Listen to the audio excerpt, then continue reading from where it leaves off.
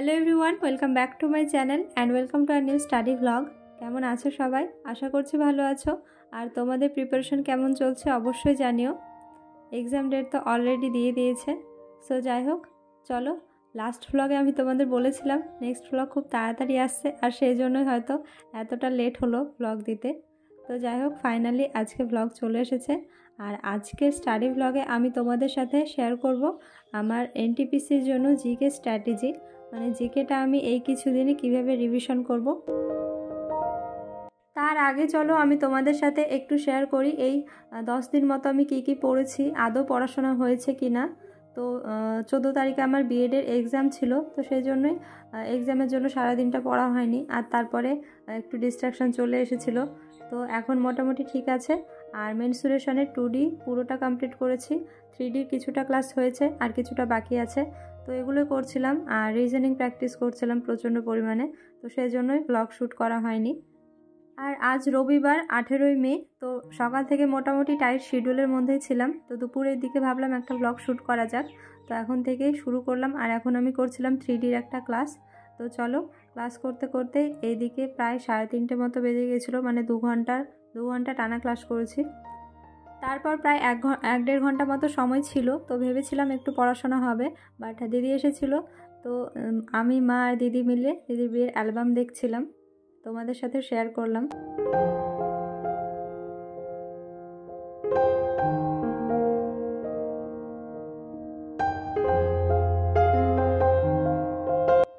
And look at this picture, one of my favourite photo from this album.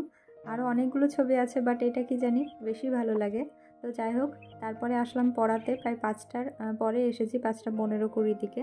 তো এখন আসলাম পড়াতে, 7টা পর্যন্ত আজকে পড়াতে হবে, যেহেতু লেট করে এসেছি। তো পড়িয়ে বাড়ি আসলাম, এখন বসবো পড়তে।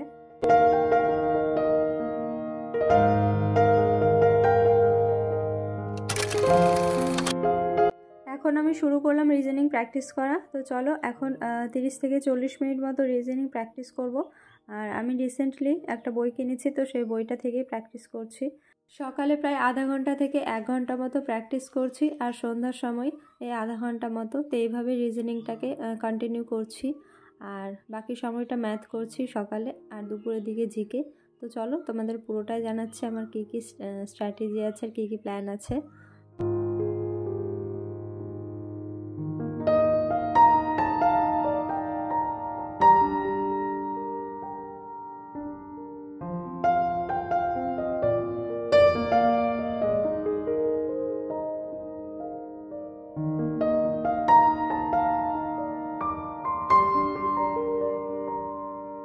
সো রিজনিং প্র্যাকটিস করে এখন উঠলাম, এখন প্রায় 8টা, 8:30 মতো বাজে। তো এখন আমি শুরু করব একটা ফুল মক টেস্ট দেওয়া। তো চলো, মক টেস্টটা কমপ্লিট করবো এবং তোমাদের সাথে স্কোরটাও শেয়ার করব। তার আগে এবার চলো তোমাদের আমি আমার জিকে স্ট্র্যাটেজিটা শেয়ার করি। আমি ভেবেছিলাম জুলাইয়ের দিকে পরীক্ষা হবে, তো সেই জন্য নিজের মতো একটা স্ট্র্যাটেজি তৈরি করে পড়ছিলাম। বাট হঠাৎ করে এক্সাম ডেট দিয়ে দিল, আর এত তাড়াতাড়ি এক্সাম, তো আমি কিছুই বুঝতে পারছিলাম না কীভাবে পড়াশোনা করব আর রিভিশনও করব। তো সেই জন্য আমি একটা নিজের মতো একেবারে সিম্পল স্ট্র্যাটেজি তৈরি করেছি। সো চলো, সেটাই শেয়ার করছি তোমাদের সাথে। তো জিকের জন্য আমি টোটাল 1 উইক দেবো ভাবছি, আর সেটা দুপুরের দিকে হতে পারে কিংবা আর্লি মর্নিংও হতে পারে। তো যেই দিন যেরকম সিচুয়েশান থাকবে সেইভাবে পড়াশোনাটা করব। আর 7 দিনে 7টা সাবজেক্ট রিভিশন করব: biology, physics, history, geography, polity and static. আর কারেন্ট অ্যাফেয়ার্সটাও পড়বো, বাট রোজ অল্প অল্প করে পড়বো।